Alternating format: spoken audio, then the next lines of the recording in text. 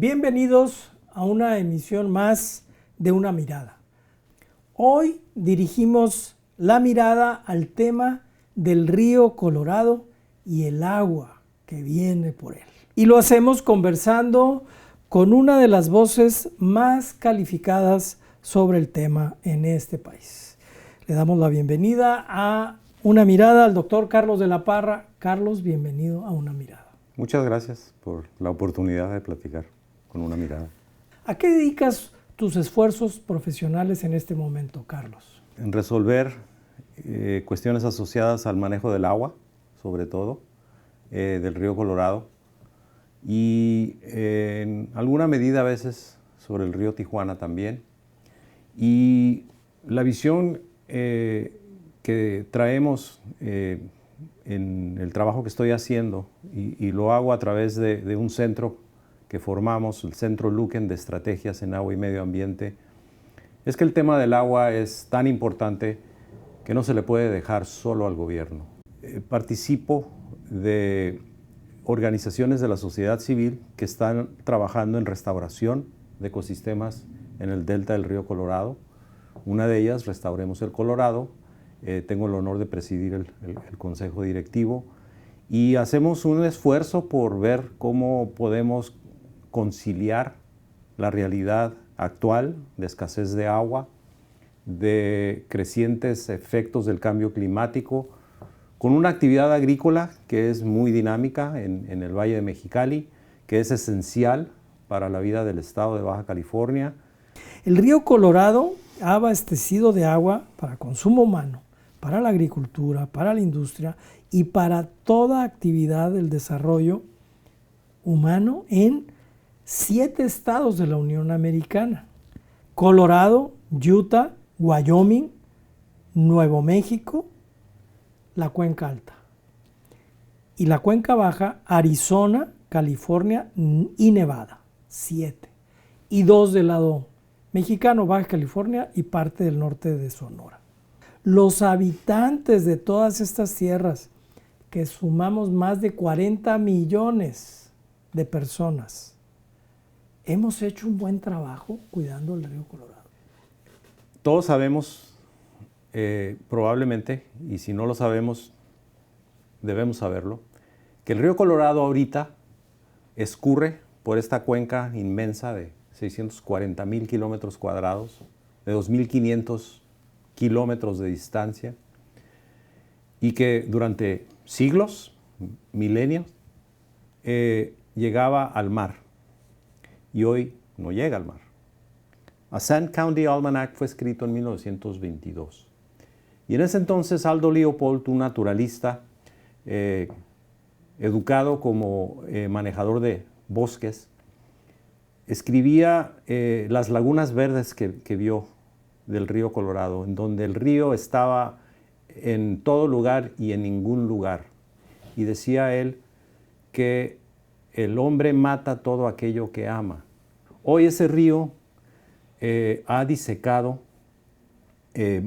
casi 1 millón de hectáreas de humedales que teníamos en el delta del río Colorado. Ese río ya no es navegable. Ese río cruza fronteras interestatales, dota de ciudades, de agua en ciudades como Denver, Phoenix, Los Ángeles, San Diego, Tijuana, Mexicali.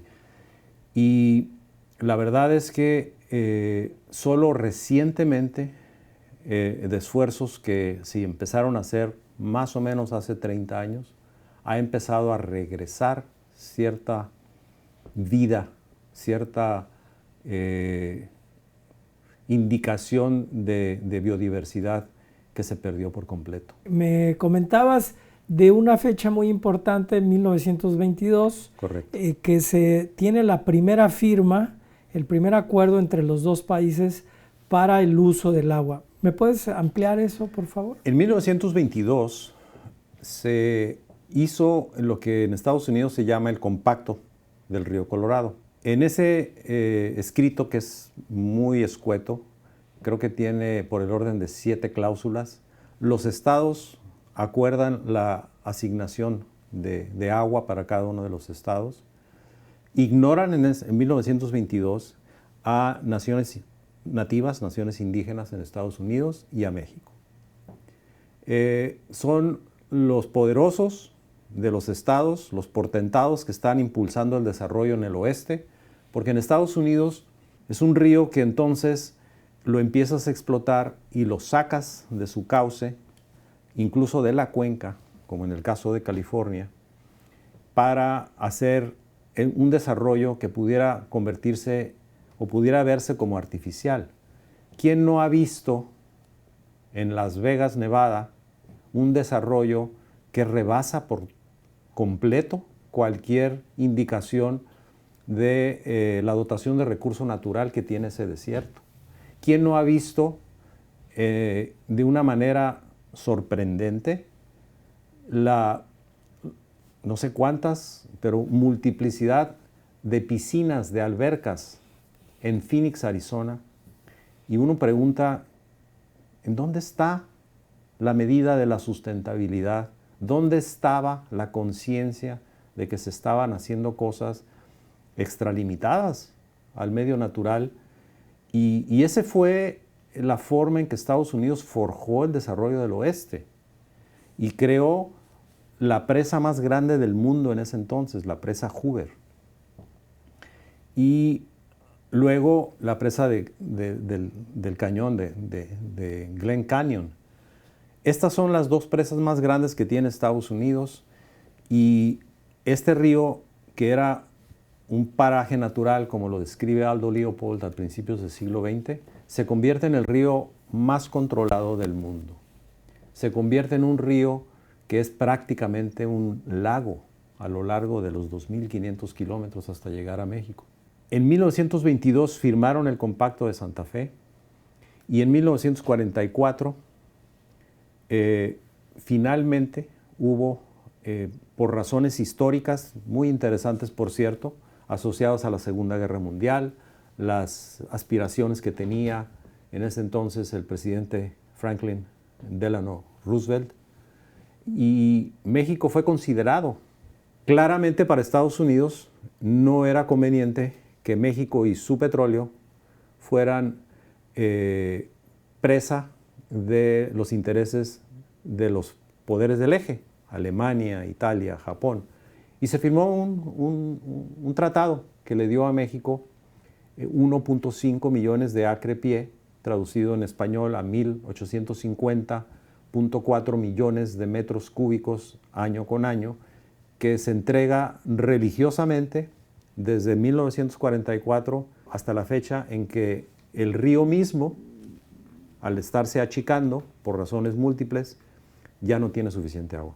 Pero en el proceso de análisis de estos acuerdos que se han firmado del río Colorado, se ignoró algo que luego los científicos se dieron cuenta muy claramente. El río Colorado no tenía tanta agua, más bien dicho, no tiene tanta agua como se aseveró que tenía cuando se distribuyó el agua. Los poderosos tomaron decisiones y decidieron que así había que repartir el pastel, a pesar de que el pastel era más chico de lo que se tenía. ¿Y eso qué consecuencia tuvo? Las consecuencias están a la vista. Durante toda la época del boom, de la creciente explotación y creación de infraestructura, donde se construyen estas presas, el río Colorado llega a acumular hasta 4 años de almacenamiento de agua, de acuerdo a la dotación que existe. Esos 4 años sirven como un colchón, y ese colchón nos engaña hasta que llega el momento en que el río recupera su flujo promedio, y entonces nos empezamos a dar cuenta cómo estamos drenando más agua de la que el río trae. Y por ahí del año 2000, 2001, los estados de la Unión Americana, las entidades federativas de la cuenca del río Colorado, recibieron la notificación del gobierno federal diciéndoles: necesitan ustedes ponerse de acuerdo para ver cómo van a resolver la escasez, lo que ahora se llama un déficit estructural. En la estructura de cómo acordamos distribuir el agua del río, le insertamos un déficit estructural que ahora nos está comiendo. Ahora lo que está ocurriendo es que paulatinamente nos está faltando como 2 millones de acre-pie, que son un poco más que la dotación de México, y año con año se fue haciendo más chico, el tirante en la presa Hoover, de tal suerte que en el 2007 los estados de la Unión Americana firmaron un acuerdo que le llamaron lineamientos interinos de escasez. Es decir, ahora tenemos que ponernos de acuerdo qué vamos a hacer cuando el agua sea menos de la que pensamos, cuando la firmamos, cuando la distribuimos. Y luego se volteó con México y en el 2012 México en efecto firmó un acta, el acta 319, para reconocer que el río tendría escasez y en dado caso que se tuviera escasez, ¿cuál sería el acuerdo entre los dos países de cómo le llegaría el agua? ¿Cómo funcionar? Volviendo a la pregunta anterior, si los seres humanos de Estados Unidos y México hemos hecho un buen trabajo en el cuidado del río Colorado, sí, no, más o menos, escucho que hay una medida de cantidad de agua y de repartición que fue un error de origen. Entonces eso ya marca una situación complicada para todos. Luego escucho que el río Colorado constantemente intervenido, bloqueas y echas agua para acá y bloqueas y echas agua para acá. ¿No hemos hecho un buen trabajo, Carlos? Yo creo que hemos hecho un trabajo cortoplacista. Hemos hecho un trabajo con una mirada muy, muy estrecha, no de largo plazo. Los ecosistemas que son los que de alguna forma nos dotan del recurso, tienen el recurso y pueden aguantar un uso sostenible, pero no excesivo. Y aquí lo que estamos haciendo definitivamente es utilizar más del agua de la que necesitamos porque no hemos sido buenos para administrarla. El caso de Tijuana. Tijuana se trae del río Colorado 160 millones de metros cúbicos cada año. Se trae 160 millones y tiene asignado en documentación legal solo el derecho a 70 millones. 70 u 80, no estoy seguro, pero al final del día da igual. Estamos utilizando el doble del agua de la que tenemos asignada. Eso no está mal. La ciudad ha crecido, la ciudad ha generado muchos beneficios, la ciudad le da vida económica al estado de Baja California. Pero una vez que se trae el agua, ¿en dónde está cuando la usamos por una vez? El reuso del agua es prácticamente nulo, no llega ni al 5%. Tenemos el río Tijuana contaminado desde hace 50 años. Tenemos un conflicto binacional asociado a flujos de drenaje que cruza la frontera México-Estados Unidos, llega a Imperial Beach.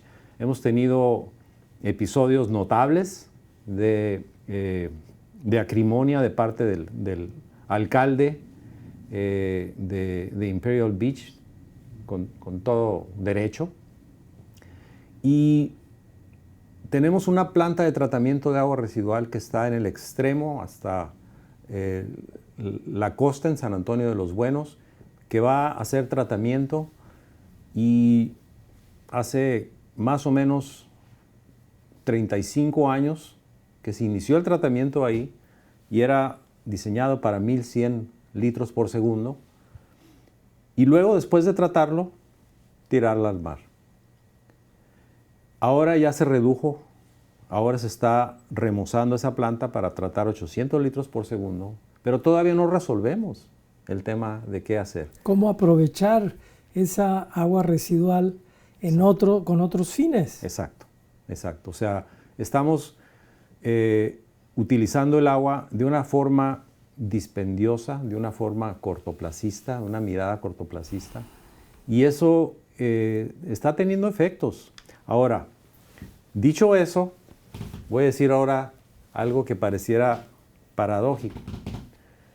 Ese no es el problema más grande, porque al final del día la ciudad utiliza una pizca de lo que se utiliza realmente del agua. El 85% del agua es utilizada en el Valle de Mexicali.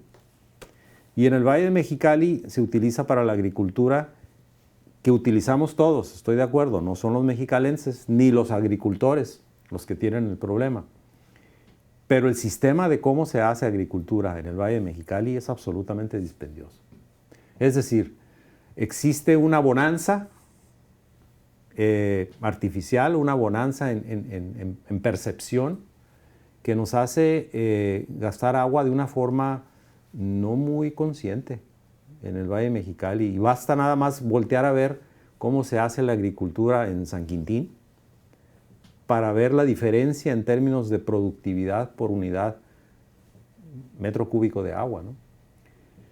Entonces, en el origen, en efecto, hay problemas y entiendo la pregunta en el sentido de, bueno, eso fue en el origen, pero ahora, ¿qué trabajo estamos haciendo? Y la respuesta es, pues en el origen estuvimos mal.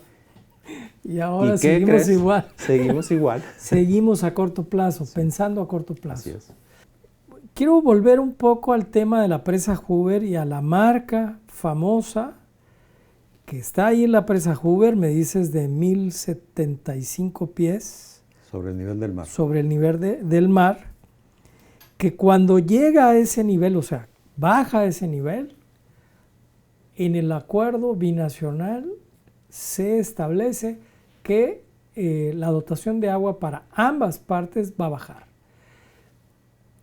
Ahí tengo tres cuestiones. Una, en el pasado se ha sucedido esto de que llega a ese nivel.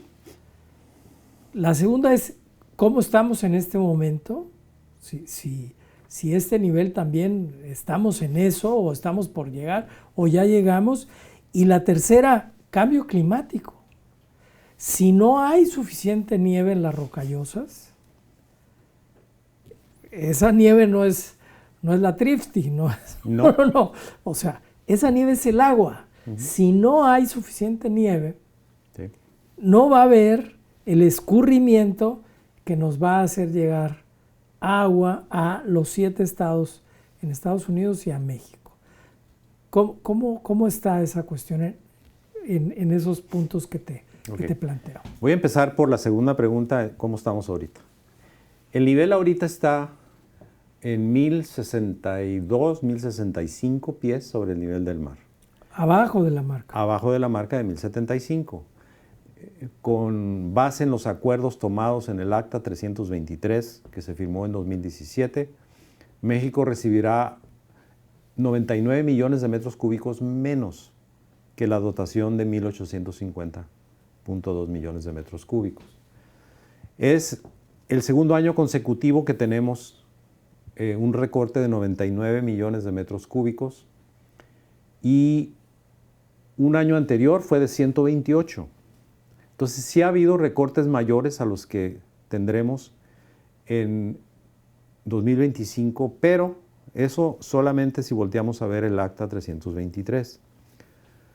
En virtud de estos efectos del cambio climático y el hecho que atinadamente dices, la nieve representa entre el 80 y el 85 o 90% del agua que se tiene.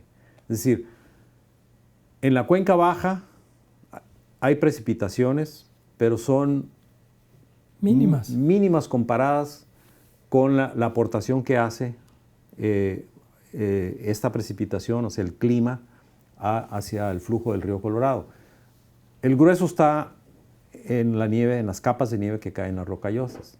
Luego entonces, un ciudadano consciente de esta región, de Tijuana, de Mexicali, de Tecate, tendría que ver día con día cómo están las capas de nieve en las rocallosas para saber si me baño en 10 minutos o en 5 minutos o utilizo una cubeta para poder bañarme. Luego entonces tendríamos que empezar a ver cómo empezamos a mejorar el manejo del agua, porque no se vale quitarle la actividad al agricultor. El agricultor está haciendo una labor profesional, una labor necesaria para la sociedad, y hay formas de mejorarla y entonces hay que entrarle todos los ciudadanos a ello, ¿no? Conforme los efectos del cambio climático van creciendo, lo que está ocurriendo en el oeste de Estados Unidos y en el oeste de la frontera México-Estados Unidos es que se está disecando el paisaje, se está aridificando, y lo que está ocurriendo es que está creciendo la evaporación, la evapotranspiración, de manera que estamos haciendo como el efecto de una esponja que se está secando. Y conforme se va secando más la esponja, cuando se derriten las capas de nieve, la esponja se las chupa, porque está seca. Ya no llega el agua al río. Es decir, ahora lo que estamos experimentando en el oeste de Estados Unidos es una sequía caliente, a diferencia de una sequía seca por falta de precipitación. La precipitación está, hay bajas y altas, pero el problema serio es que conforme se va disecando el paisaje, ya la precipitación ya no contribuye a la escorrentía como lo hacía antes. Ahora, quiero regresar al punto, a la primera pregunta. En la primera pregunta que me hacías, preguntabas si 1075, eso se acordó, y regreso a ello porque siempre ha habido y sigue habiendo en círculos diversos, desde la ciudadanía hasta algunos funcionarios, la sensación de que nos equivocamos los mexicanos en aceptar que un indicador de escasez para nosotros, un recorte, se iba a dictar en un indicador que está en Estados Unidos. ¿Cómo es, señores negociadores de México, dicen muchos, cómo es que aceptaste que el tirante en la presa Hoover determina si tienes agua o no? ¿No te das cuenta que la presa puede ser manipulada? Y esto lo puedo entender de gente que no ha escuchado bien cómo se maneja el río Colorado, o que no ha conocido bien cómo se maneja el río Colorado. Pero es una idea absurda. El Compacto de Santa Fe, que se firmó en 1922, enconó un país contra otro, un estado contra otro en Estados Unidos. La regulación entre los 7 estados de la Unión Americana es sumamente cercana, es sumamente cuidadosa. Y la lógica detrás de hacer esto fue que el único indicador que tenemos así muy tangible es que los vasos de las presas, el vaso de almacenamiento de la presa, es el mejor indicador que tenemos de ver si estamos excediendo el consumo comparado con el flujo, porque ahí es el vaso regulador, y ese vaso regulador, si baja, pues entonces todos nos vamos a recortar. En Estados Unidos toman medidas los estados, el gobierno, los ciudadanos. Hablabas de las albercas en Phoenix, bueno, también hay albercas acá en Sí. San Diego y demás. Sí. Hay restricciones para que consumamos, no quiero decir menos agua, consumamos adecuadamente el agua que necesitamos. Sí. Eso allá sí pasa y acá no. Sí, sí. En efecto yo considero que hay un vacío legislativo, normativo, en cómo toman las decisiones los estados sobre el manejo del agua. En México. En México. Porque lo que ocurre es que nosotros aquí estamos en un régimen en donde el agua es propiedad de la nación. Y como es propiedad de la nación, luego entonces la nación ha depositado el manejo del agua en manos de la Comisión Nacional del Agua. Y los estados perciben que el agua es un tema federal y dejan un vacío enorme entre la política federal y la política hídrica que se puede manejar a nivel estado. Lo que vemos en Estados Unidos es que hay políticas de los estados asociadas a cuándo puedes regar y cuándo no puedes regar el jardín, qué tipo de jardín puedes tener. ¿Qué tipo de plantas? ¿Qué tipo de plantas Porque puedes hay unas tener? que no son endémicas, que consumen más agua. Es correcto. Y entonces, bueno, pues tienes una planta X, bonita o no, como sea, pero consume más agua, que no debería de estar ahí. Es correcto. Hay un dato, una estadística que vale la pena reflexionar porque es impresionante.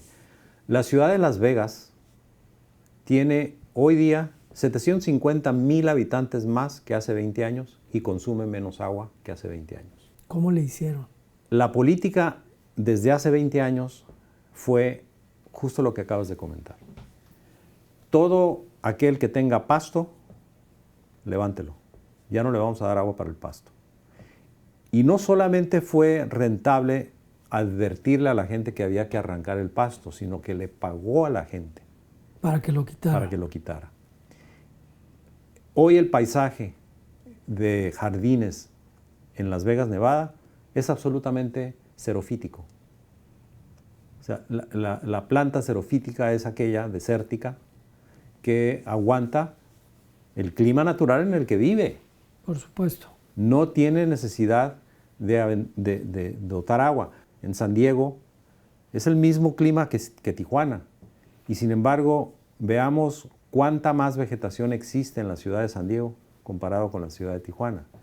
Y el problema es que en San Diego la mitad del agua se va a los jardines. ¿Ellos no están regulando como Las Vegas? Ellos no han regulado como Las Vegas. California sí incurre en excesos. California tiene poco espacio dentro de la cuenca del río Colorado y es el usuario más grande que tiene el río Colorado.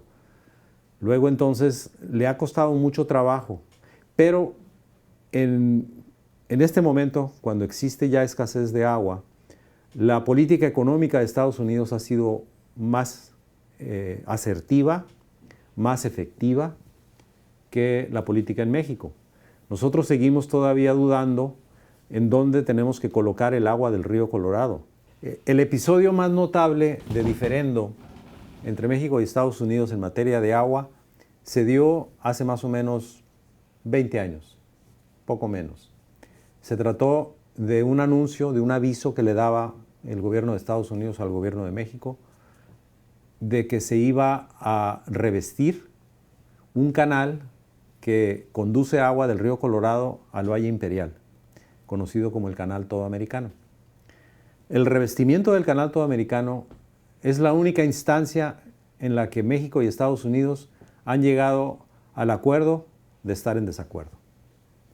Y hubo una imposición de parte del Congreso de Estados Unidos para que se llevara a cabo la obra a pesar de lo que decía México. Y ahí se trataba de un hecho muy sencillo.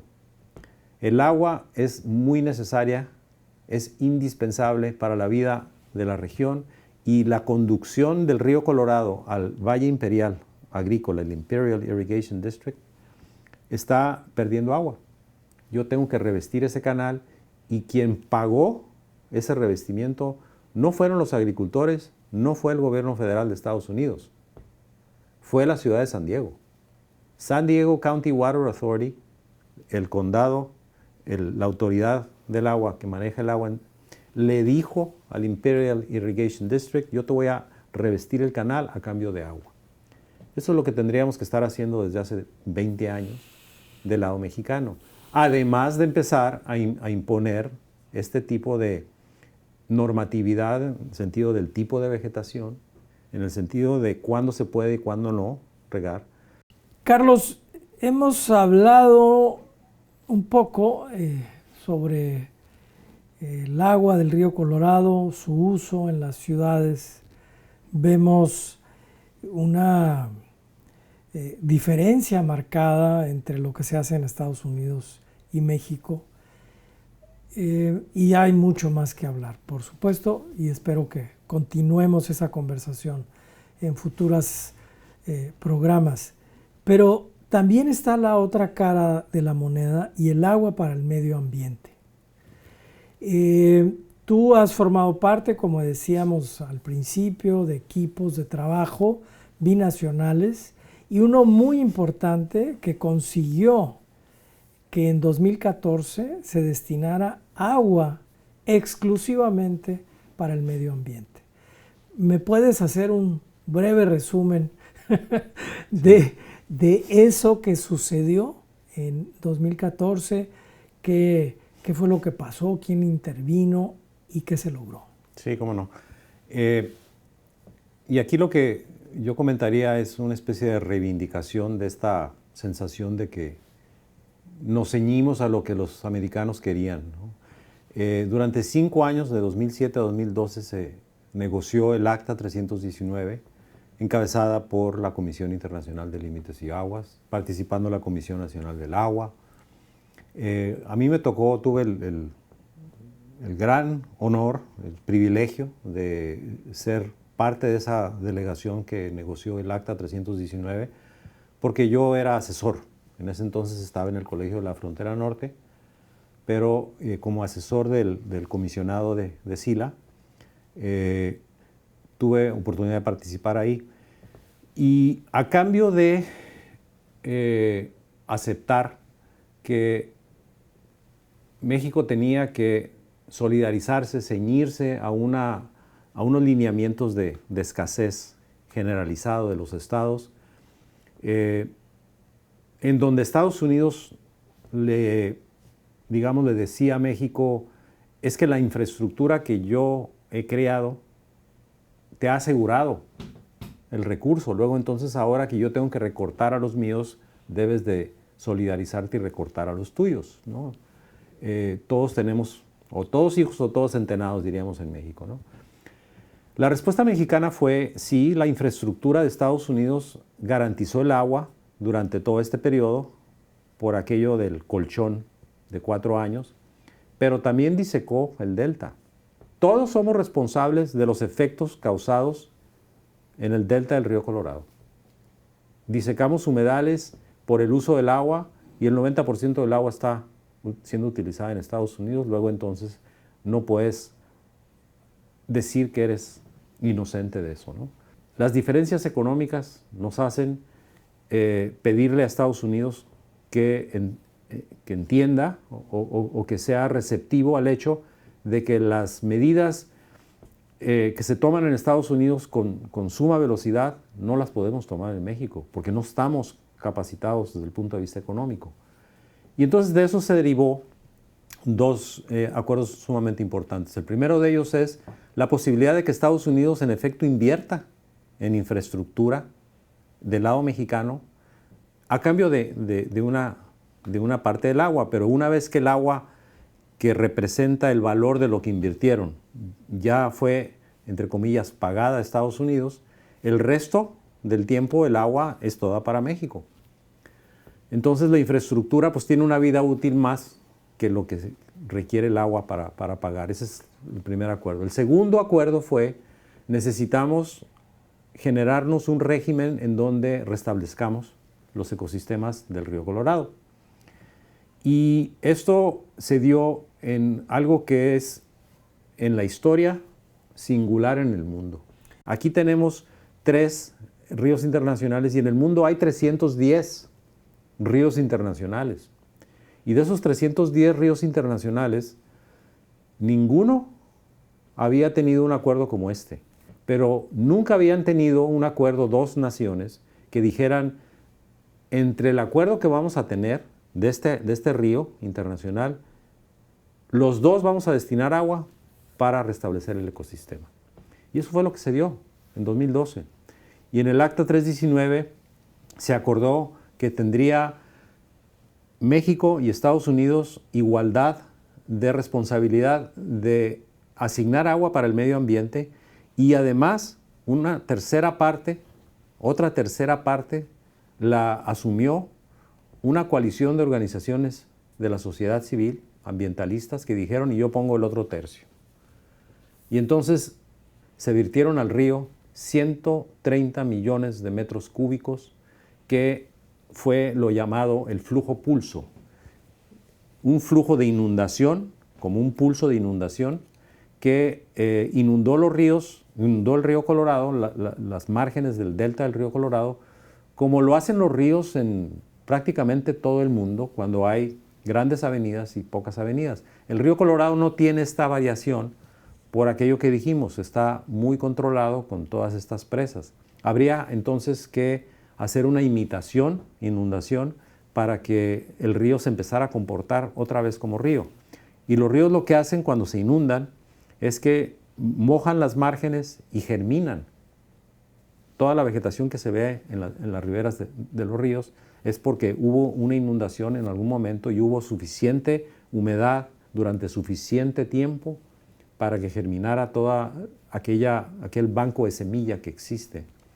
Y luego, una vez que hizo esto, los 130 millones de metros cúbicos proporcionados por los dos gobiernos, las organizaciones de la sociedad civil nos dimos a la tarea de ahora mantener esto en lo que se llama el flujo base, un flujo pulso y un flujo base. Eso es lo que se está dando. Y actualmente eso ya tiene pues ya una historia de 10, 15 años en donde ya se han recuperado más de 600 hectáreas de bosque ribereño. Es decir, ahora en la ciudad de Mexicali ya hay amenidad ambiental más allá de lo que había hace 20 años. Existe flujos en el verano en el río Colorado y hay sitios en donde la gente va a pasearse y a bañarse cuando antes tenía que ir a San Felipe a hacerlo.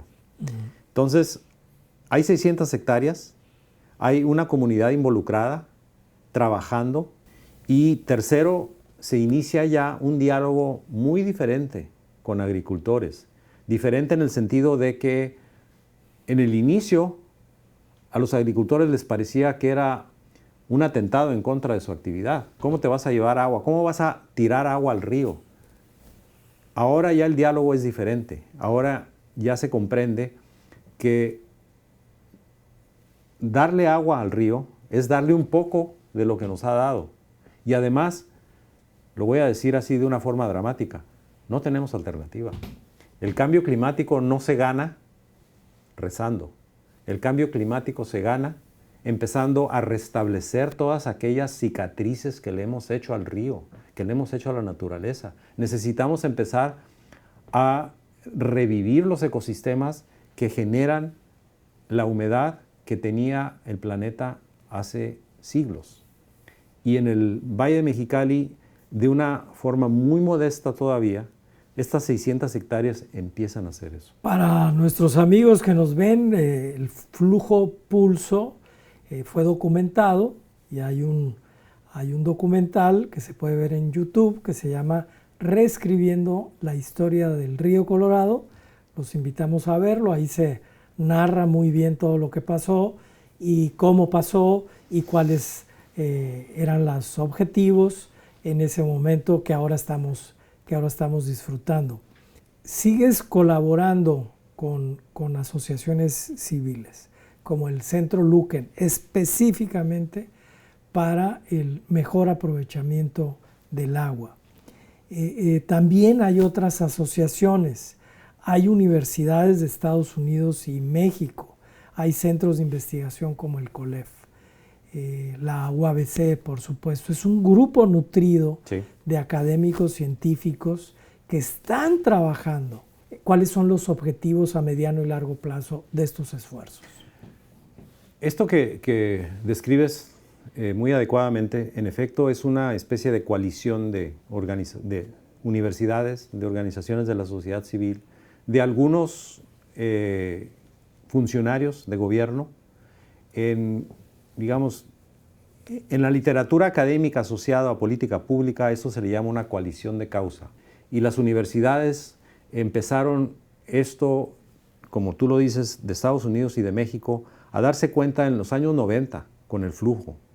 Cuando empezó a haber excedentes del río Colorado en forma natural, el ecosistema revivía, luego entonces había que hacer algo para ver cómo llevábamos agua y las organizaciones de la sociedad civil entraron a esto y poco a poco se va generando esta conciencia de que el ecosistema no está muerto, Solo requiere que volteemos a verlo y empezar a tratarlo como se da. Entonces, ONGs, fundaciones, la sociedad civil en efecto, los gobiernos van y vienen. Los gobernantes están por un tiempo y luego se van. Quienes seguimos aquí somos la sociedad civil. Por eso digo yo que en el Centro Luken de Estrategias en Agua y Medio Ambiente estamos convencidos que el agua no puede dejarse en manos solo del gobierno. Insisto que el gobierno tiene la autoridad, pero la sociedad civil sí tiene un papel que jugar. Te voy a dar un dato. La Comisión Estatal del Agua, de Baja California, está interesada en saber cómo va mejorando estos programas que hacen de cultura del agua. Y entonces hay en línea, no recuerdo ahorita el domicilio, pero hay en línea una encuesta que pueden todos tomar sobre cómo utilizan el agua en su casa. Entre las preguntas, esto me lo acaban de comentar autoridades de Baja California, entre las preguntas está la pregunta de dónde viene el agua que utilizas. El 45% de los ciudadanos de Tijuana no saben que el agua con la que se bañan todos los días viene del río Colorado. Si no tenemos conciencia de qué es lo que implica lo que hacemos, digo, ya como ciudadano necesitamos empezar ahí. Pero además de eso, necesitamos realmente crear conciencia que las políticas hídricas no van por buen camino. Y si no hacemos acto de presencia, no se va a cambiar esto. Entonces, un mantra, digamos, dentro del Centro Luken de Estrategias en Agua y Medio Ambiente, de Restauremos el Colorado, de ProNatura Noroeste, de Sonoran Institute, todas las organizaciones que estamos trabajando en el Valle de Mexicali, en un clima absolutamente adorable de 49 grados durante el verano, estamos buscando la forma de hacer todo aquello que sentimos que necesita ayuda el gobierno para hacerlo, incluyendo el hecho de acercarle medios, mecanismos al agricultor para ser más eficiente. Mecanismos desde el punto de vista físico, desde el punto de vista financiero y desde el punto de vista jurídico. Es decir, no se trata nada más de ver cómo se le quita el agua al agricultor, sino cómo se le facilita para tener claro de que la agricultura es tu medio de sustento, no es un medio para gastar agua.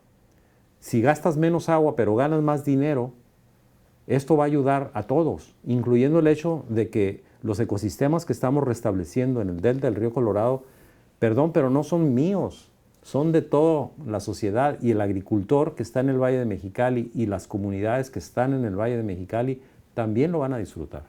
¿Cómo esos ciudadanos que sí estamos interesados, Sí, incluyéndome, podemos colaborar? Esa es una pregunta muy importante y la respuesta no es fácil, porque los desafíos que vienen son grandes. Yo creo que todo empieza con lo elemental, no ser tan burdo en cómo utilizamos el agua y cómo hacemos nuestro propio modus vivendi día con día, desde el ciudadano hasta el empresario que tiene, por ejemplo, desarrollos habitacionales. Y estar enterado es sumamente importante. Hay un término que quiero traer a colación aquí porque no es lo suficientemente conocido y es sumamente importante. Se llama agricultura regenerativa. La agricultura regenerativa es un vuelco de lo que fue la agricultura industrial y que ahora lo que nos ha dado esta agricultura industrial son suelos absolutamente desprovistos completamente de materia orgánica. Era una obsesión por producción a través de fertilizante químico que saliniza el suelo y que echándole agua excesiva y fertilizante lográbamos la producción. Nosotros estamos convencidos en el trabajo que estamos haciendo en el Valle de Mexicali que la escapatoria no va a haber si no hacemos agricultura regenerativa. realmente tenemos que crear conciencia todos, y en el momento en que la masa crítica de gente en Baja California entienda lo que está pasando y cómo tenemos que empezar a recomponer el manejo del agua, empezando por el medio agrícola y luego también en las ciudades, cuando esa masa crítica entienda qué está pasando, entonces podemos empezar a empujar a autoridades y a agricultores a un nuevo mundo. A un mundo donde no se le va a dañar al agricultor. Lo único que se va a hacer es desasociar que cada gota de agua es un centavo más. No es cierto. La gota de agua que se necesita para todos sí hay, pero necesitamos irla manejando de una manera diferente a lo que estamos haciendo. Carlos, muchísimas gracias por esta conversación. Me parece que has tocado puntos muy relevantes que debemos de seguir explorando, conversando y multiplicando, haciendo llegar esta información a todo el mundo, y que nos normemos un criterio y que con ese criterio actuemos, haciendo lo que cada uno tiene que hacer. El agradecido soy yo. Me encanta platicar contigo y la oportunidad de platicar con tu audiencia. Muchísimas gracias. Muy bien. A usted lo esperamos en una próxima emisión de Una Mirada. Hasta entonces.